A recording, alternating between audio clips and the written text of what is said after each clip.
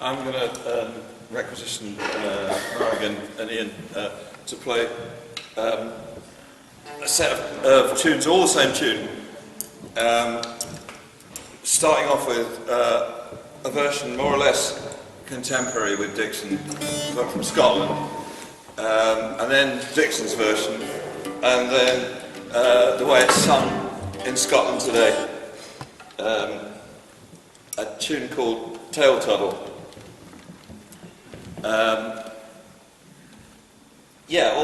A lot of Dixon's tunes have versions in Scotland. For instance, that tune that I played, Cuddy Clauder, that I played earlier on, has a version in a Scottish manuscript. They tend to be slightly different. You may get the first 4 bars first and the second four bars second, or you may get them the other way around. That kind of difference. Dixon's version of Tail Tuddle is slightly different to the normal one, but so I'm going to have to keep glancing over my shoulder, otherwise I'll get very confused.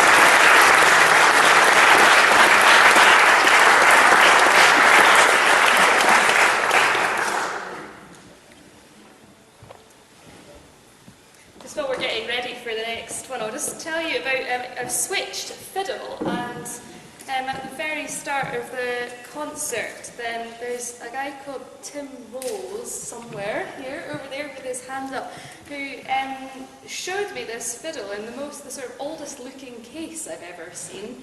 Apparently it was made by somebody who was the parish clerk of this parish from 1760 to 1790. He also taught music in the school, and he presumably helped with the choir. And his name was Matthew Coulson. So this is Matthew Coulson's fiddle, and apparently it may have been played by James Hill as well. The original owner of the fiddle was taught fiddle by James Hill, who a few of you will know as sort of the ultimate fiddle player of this area. So that's what I'm playing from now on.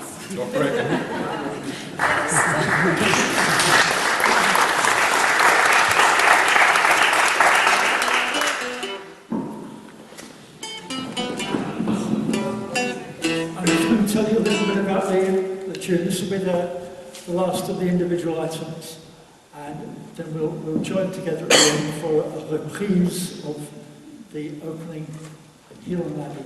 The tune I'm going to play is called Dorrington Lads, or as it would be pronounced in those days, Dorrington Lads, with the Northumbrian and Border. And Dorrington is not a place which is known nowadays, but you'll find it next to Wooler as Doddington. It's where they make a particularly delicious brand of ice cream, which I highly recommend.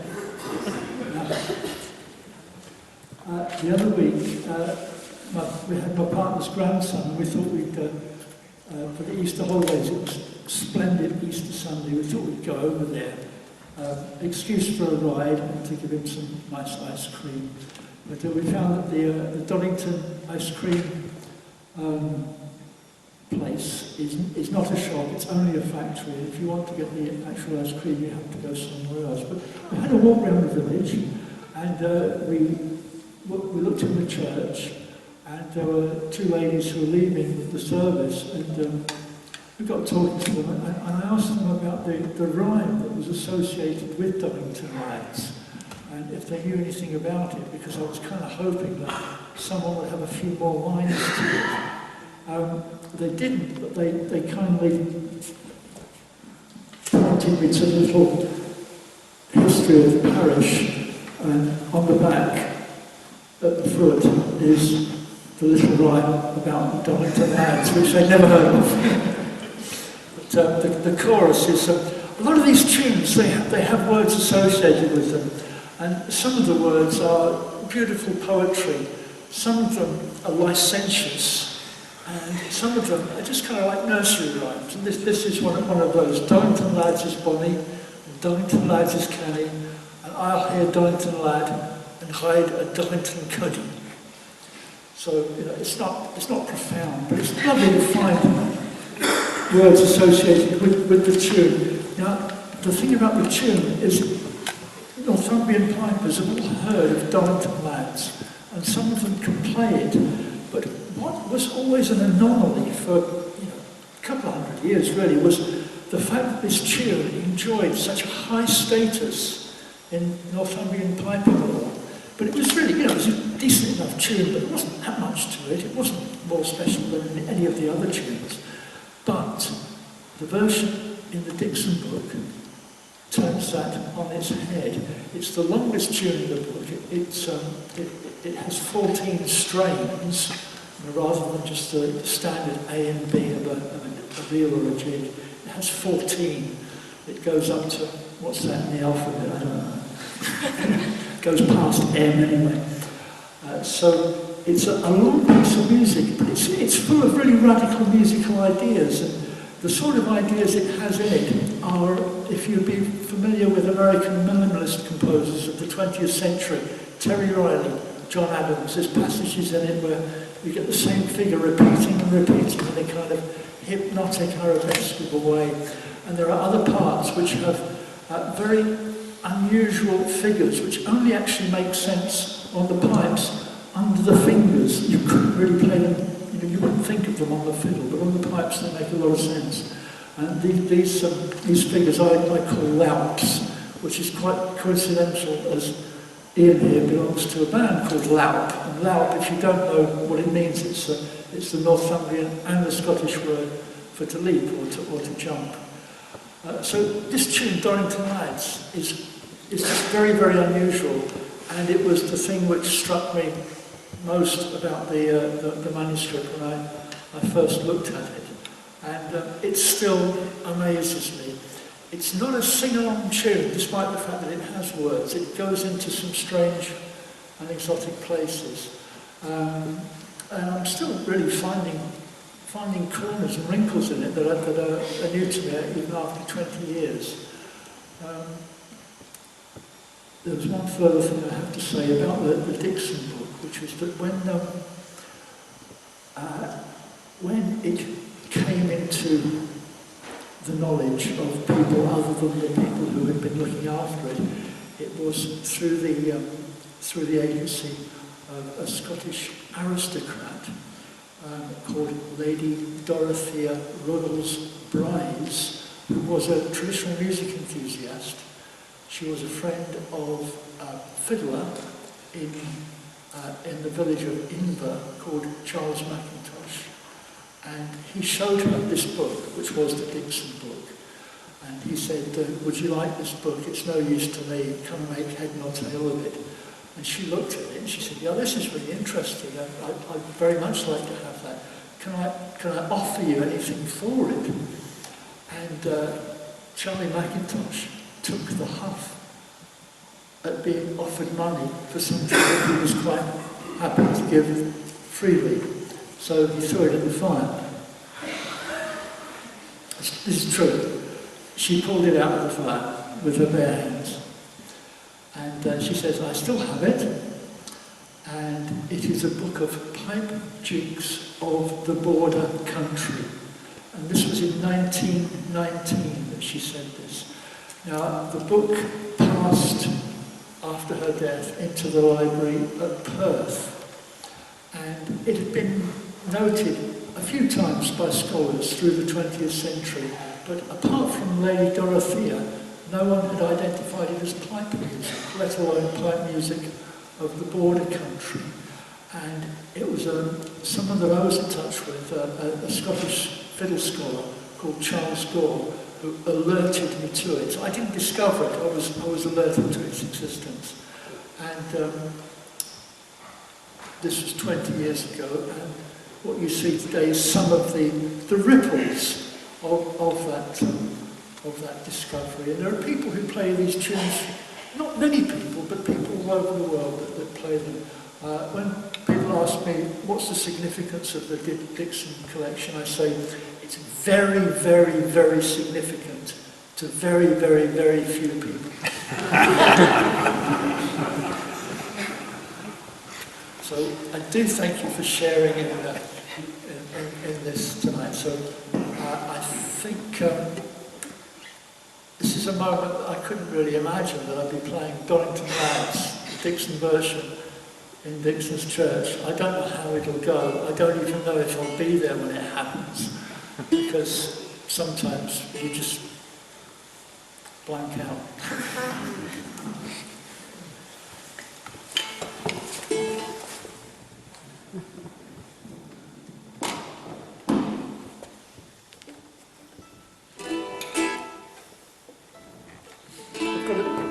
Grate here, which I'm very worried about if I bang that. Can you hear that? Yeah. Yeah. John is recording over there.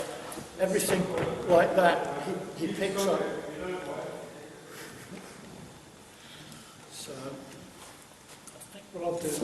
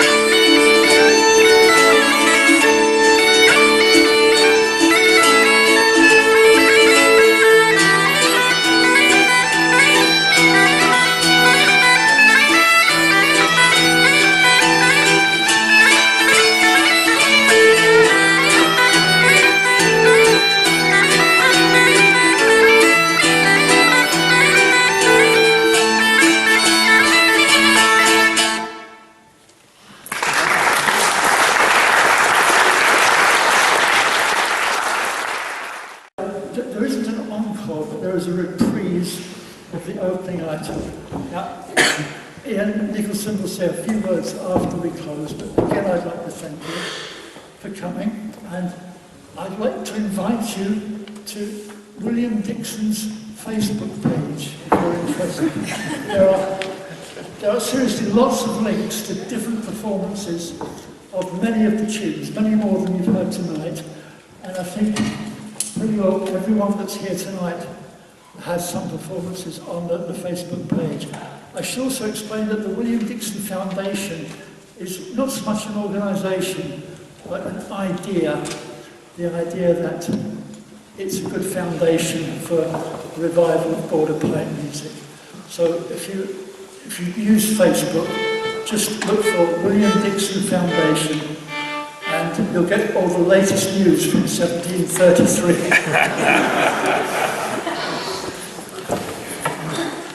Before we do this tune, I feel I really need to say a big thank you to Matt. First of all to Lady Ruggles Bryce. And to William Dixon. And to William Dixon. But especially to Matt, because we wouldn't be here if it wasn't for him.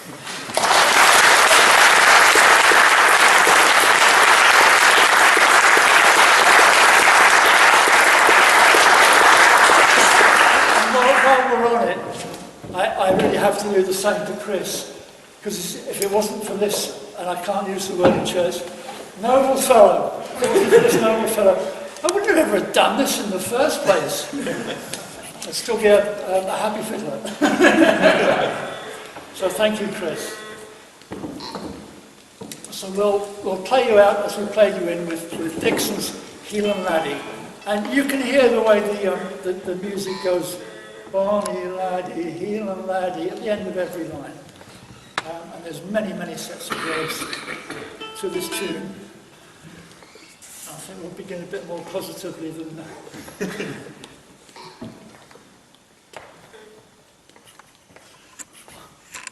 1, 2, 3.